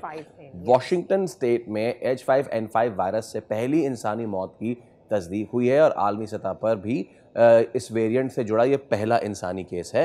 बिल्कुल, और ये भी अपने बताते जाएं व्यूअर्स को कि ख़ास तौर पर अगर हम बात करते ग्रेजियाक बर्ड काउंटी की, और वहाँ पर लोगों में खासी तशवीश पाई जाती है क्योंकि एक डेथ वहाँ पर रिपोर्ट हुई है। मकामी महकमा सेहत के मुताबिक वो अपने घर के पिछले हिस्से में मुख्तलिफ इक़साम के पालतू परिंदे पालता था और यही उसके वायरस से मुतासर होने का मुमकिन ज़रिया भी हो सकता है। एक डेथ रिपोर्ट हुई है, लेकिन चूंकि यूएस में इन्फ्लुएंजा का एक डर और खौफ रहता है, बर्ड फ्लू का एक डर और खौफ रहता है क्योंकि सालाना वहाँ पर अमवात का जो नंबर है यानी जो शरह है वो बहुत ज़्यादा है। ऐसे में इस एक वेरिएंट ने वहाँ पर मजीद से खलबली मचा दी है एंड डॉक्टर्स आर सेइंग कि आप वाइल्ड एनिमल्स और ख़ास तौर वाइल्ड बर्ड से दूर रहें। Wild animals, wild birds, W for Washington, W से वुहान, पता नहीं क्यों मुझे याद आ रहा है। आई होप अल्लाह ना करे मेरे मुंह में खाक खाक बदन ऐसी कोई चीज़ ना हो, but just it can be back and forth from Wuhan to Washington और from Washington to Wuhan because this is what China is claiming. Anyways, Karachi में और पूरे मुल्क में हम देख रहे हैं, खास तौर पर हम देख रहे हैं लाहौर में स्मॉग की वजह से, अतराफ के इलाकों में स्मॉग की वजह से, और कराची में वैसे ही वायरल फैला हुआ है और लोगों को फ्लू हो रहा है जिसकी वजह से ये लंबा चलता वायरस एक हफ्ते तक खत्म होने का नाम नहीं लेता। इसके पीछे आखिर वजह क्या है? डॉक्टर सईद से बात कर लेते हैं। अस्सलाम वालेकुम डॉक्टर साहब, thank you so much for your time. Influenza now taking it's full control, लेकिन मेरा सवाल ये है कि जो फ्लू शॉट्स वाला एक ऑप्शन होता है सर, वो कितना कारगर होता है? और क्योंकि लोगों में इतनी अवेयरनेस नहीं है, is it the right month के फ्लू शॉट लगा लिया जाए कि इन्फ्लुएंजा से बचा जा सके? कारगर साबित होगा या टाइम पास ऑन हो चुका है? जी, अस्सलाम वालेकुम, बहुत बहुत शुक्रिया आपने प्रोग्राम में इनवाइट करने के लिए। जिस तरह आपने अपनी तमहीद में कहा कि इन्फ्लुएंज़ा एक देरीना इन्फेक्शन है जो काफ़ी पहले से आता आ रहा है, लेकिन इसमें मसला ये कि ये बहुत ज़्यादा तेज़ी से तब्दील होने वाला वायरस है। ये हर साल एक नए शक्ल में सामने आता है और इसी वजह से इसमें कई तरह के ऐसे वायरस है जो जानवरों को भी इन्फेक्ट करता है, जिस तरह आपने स्वाइन फ्लू, बर्ड फ्लू और इस तरह के काफ़ी सारे ज़ूनोटिक ओरिजिन के इन्फ्लुएंज़ा भी एग्जिस्ट करते हैं। जो हमारे यहाँ इस वक्त कॉमन वेरिएंट है या टाइप है वो यूजुअली H1N1 वेरिएंट होता है, लेकिन इस साल H3N2 ये एक वेरिएंट है इन्फ्लुएंज़ा का जो कि कॉमन है। लेकिन अगर फ्लू शॉट लगाया जाए तो इसमें इसका कवरेज मौजूद है। मतलब फ्लू शॉट का मतलब है कि जो वेरिएंट के अगेंस्ट उसमें इम्यूनिटी वैक्सीन में मौजूद थी तो उसका फ़ायदा हो सकता है। तो यकीनन अगर फ्लू शॉट लगाए तो इन्फ्लुएंज़ा से बचत हो सकती है, लेकिन इन्फ्लुएंज़ा के अलावा और भी बहुत सारे मिलते जुलते वायरसेस हैं, उससे बचना हाँ, ये भी मेरे ख्याल में हमारे व्यूअर्स को पता होना चाहिए कि इन्फ्लुएंजा इज़ वन काइंड जिससे आप बचने के लिए इन्फ्लुएंजा शॉट लगा सकते हैं, लेकिन जो दीगर वायरस है उनसे बचने के लिए क्या किया जा सकता है? क्या कोई उसके लिए भी डॉक्टर साहब ऑप्शन मौजूद है? एट द सेम टाइम इस दफ़ा हम जो सराउंडिंग्स में देख रहे हैं, जिसको भी वायरल हो रहा है उसको आराम नहीं आ रहा, दवा लेने से भी आराम नहीं आ रहा। ये बीमारी जो है हफ्ते से ज़्यादा तक प्रोलॉन्ग हो रही है, बच्चे और बूढ़े अफराद इसमें बहुत ज़्यादा मुतासर हो रहे हैं। इसके पीछे क्या वजह है? जिस तरह मैंने बताया कि ये जो इन्फ्लुएंज़ा की इस वक्त जो वेरिएंट है वो हमारे लेबॉर्ट्री के टेस्ट के हिसाब से ये H3N2 वेरिएंट है और ये निस्बतन नया है एज़ कम्पेयर टू H1N1 जो पहले आता आ रहा है। तो उसके अगेंस्ट तो इम्यूनिटी हमारे यहाँ काफ़ी कॉमन थी, लेकिन इसकी जो सिवियरिटी है वो बाकी वेरिएंट से निस्बतन ज़्यादा है और प्रोलॉन्ग है। और ये ओवरऑल अगर आप देखें तो ये बहुत जल्दी स्टार्ट हो गया। ये केसेस जो है यूजुअली नवंबर के आखिर में या दिसंबर में स्टार्ट होते हैं, लेकिन इन्फ्लुएंज़ा के केसेस हमारे पास अक्टूबर में आने शुरू हुए हैं और इस वजह से ये केसेस पहले से ज़्यादा भी हैं और ये लंबे जाएंगे, मतलब फरवरी मार्च तक केसेस आएंगे, तो ये नंबर ऑफ़ केसेस बढ़ने का भी ख़दशा है। और जिस तरह आपने बताया क्योंकि ये वेरिएंट निस्बतन नया है और इसके अगेंस्ट इम्यूनिटी एग्जिस्ट नहीं करती पॉपुलेशन में, तो ये प्रोलॉन्ग और सीवियरिटी इसकी निस्बतन ज़्यादा है। इसलिए एहतियात करनी चाहिए कि जिसको बीमारी हो जाए वो कोशिश करे कि एक तो अपने आप को निस्बतन महदूद करे और बीमारी के चेन को ब्रेक करे।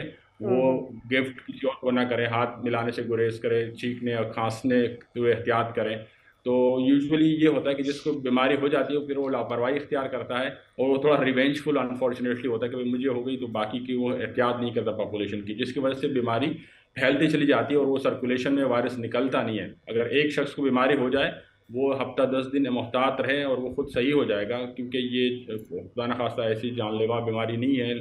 अगर एहतियात की जाए, डॉक्टर के मशवरे से जो अद्वियात है वो ली जाए तो वो बंदा सही हो जाएगा। लेकिन अनफॉर्चुनेटली क्योंकि एक बंदा बीमार होता है वो पब्लिक में जाता है, वो ऑफिस जाता है, करता है, गले मिलता है, मस्जिद में अक्सर लोग जाते हैं, वहाँ खांसते चीखते वो एटिकेट्स फॉलो नहीं होते या हिफाजती इक़दाम नहीं करते, जिससे बीमारी का जो नंबर्स वो बढ़ते चले जाते हैं और वो पॉपुलेशन से बीमारी निकलती नहीं है। तो वायरल इन्फेक्शन का जो वाहिद हमारे पास इलाज है वो बचाव है।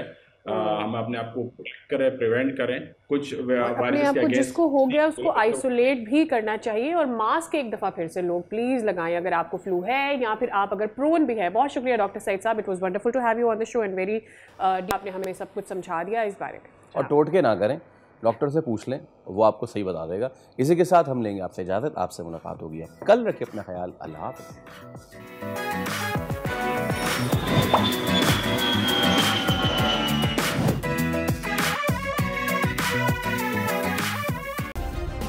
सब्सक्राइब करें और बेल दबाएं ताकि कोई खबर रह न जाए।